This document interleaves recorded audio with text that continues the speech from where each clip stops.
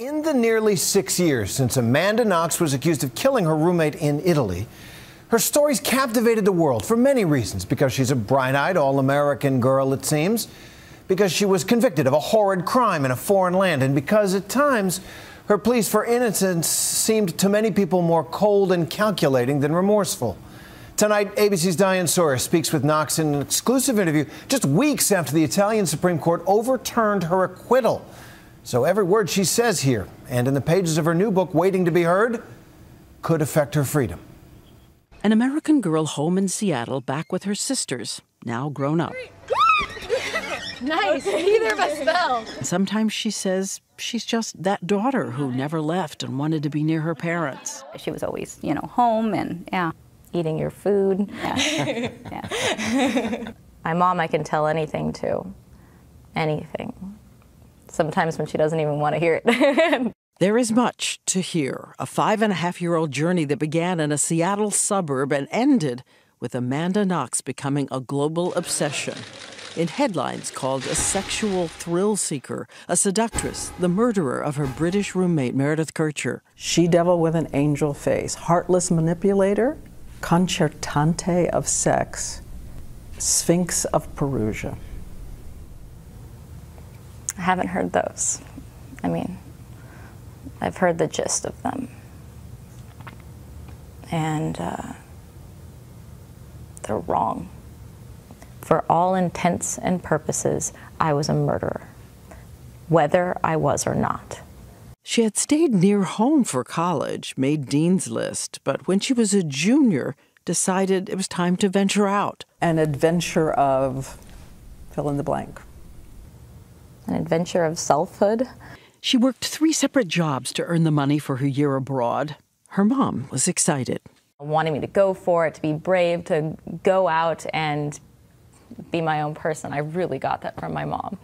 Her sister Deanna dropping her off in Italy and making a video as they head there, teasing her about her new life with the boys she'll meet. First, that naked Michelangelo statue of David. Are you excited to see David? David, the statue of David. Oh. Well, dude, I swear to God, I don't know what it is about people who think that guys are not attractive physically, but...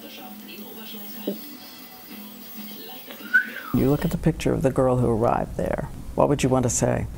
I want to tell her not to be afraid of what's going to happen, because what happened to me hit me like a train, and there was nothing I could do to stop it. She has only been in Italy 5 weeks, going to school in the morning, working at a bar at night. One night, with Meredith, she goes to a classical music concert and sees a young man who reminds her of Harry Potter. A graduate student in computer science, Raffaele Sollecito says he can't believe the beautiful, uninhibited American is looking at him. Colpe di fulmine? Un colpo di fulmine. That's a lightning strike. Yeah, he writes about how taken he was with me. And I really liked him as well. They become a couple for just 1 week, 7 days, before they enter the 24 hours that are at the center of this mystery and this debate, starting with the night of November 1st, when Meredith Kercher is murdered. What are you doing the night of November 1st? November 1st, we stayed in, and we had dinner. We watched a movie. A witness confirms she and Raffaele were in his apartment as late as 8:40 p.m. His computer confirms that someone had ordered the movie Amelie. We smoked. We had sex. We were together. We just hung out together. We made faces at each other. We were being silly and together. How high were you? I had smoked a joint with Raphael, and what that did to my memories was it made them less concrete, but it didn't black them out and it didn't change them. You remember with clarity that you did not go out that night. You stayed in the whole night. We stayed in the whole night. The next morning, it is undisputed that Knox is the first person in the house after the murder. She says she made the 5-minute walk from Raffaele's apartment to take a shower at home and get fresh clothes. You go home to take a shower? He has a shower. Why go home? Well, he had a crummy shower. She says she noticed the front door standing open, thought it was odd, but the latch didn't always work. She took a shower after seeing blood in the bathroom sink. She says wondering if maybe Meredith hadn't cleaned it up, or was it her own newly pierced ears? At the sink, when I was taking out my earrings, that I noticed that there were speckles of blood. But speckles, a few drops. Did you see the bath mat? Did you Not see the yet. footprint? Not yet. I saw that when I was getting out of the shower, and I thought it was strange. But you know, people look at this and they say, door open, blood in the bathroom. Those are red alarms. Well, I had never before experienced anything in my life that was drastic. I didn't think, oh my God, someone's been in here and murdered someone. Amanda Knox says she went back to Raffaele's and then they returned to the house together. They saw evidence of a break-in and Raffaele calls police. Her roommate, Filomena, is there when the door to Meredith's bedroom is knocked in. Amanda Knox says she's on the phone with her mother when she hears a torrent of Italian she doesn't understand. And someone was screaming, "a foot." And I said, I don't know, I don't understand.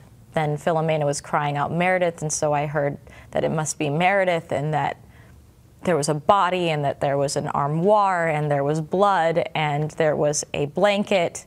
From this point on, Amanda Knox and her behavior will be a kind of kaleidoscope, shifting shapes depending on what you see, what you think is inappropriate behavior and evidence of guilt, or as she says, just a kind of tone-deaf girl in a trauma. Police will say her strange behavior is guilt and heartlessness. Did you kill Meredith Kircher? No. Were you there that night? No. Do you know anything you have not told police that you have not said in this book? Do you know anything? No. I don't.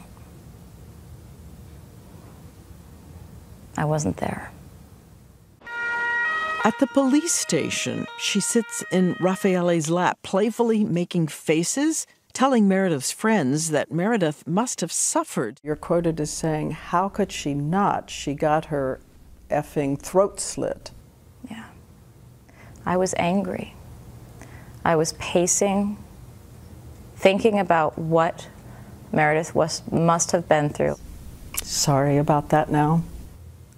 I wish I could have been more mature about it. Yeah. You can see that this does not look like grief. It does not read as grief. I think everyone's reaction to something horrible is different. The first image much of the world will see on newscasts. Video taken outside the house the day of the murder. I've seen the same picture, like the kissing just can't stop. And that's not what that was. When you look at the tape, there are 3 quick kisses, then the rest of the time she stares into space. She says, thinking about random fate. I felt very lost, very alone, and very vulnerable. Vulnerable. My friend had been murdered, and it could just have easily been me. Somehow, she had died in the house where we were living, and it could have been me. She would be arrested, convicted, sentenced to 26 years.